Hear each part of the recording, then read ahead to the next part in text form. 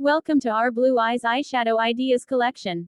If you have blue eyes, you know that finding the perfect eyeshadow can really make your eyes pop. Whether you're going for a dramatic look or a more natural everyday look, we've got you covered with these stunning shades and techniques. First up, we have a classic smoky eye using shades of navy blue and charcoal. This look is perfect for a night out or a special occasion. Blend the darker shades into the outer corner of your eye, gradually building up the intensity, and finish with a pop of shimmer on the inner corner. For a more natural look, try a warm brown or copper shade.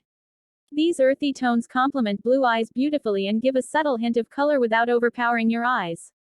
You can even add a touch of gold to the center of your lid to really make your eyes sparkle. If you're feeling bold, why not try a pop of bright blue on your lids? This vibrant shade really brings out the blue in your eyes and creates a bold and playful look.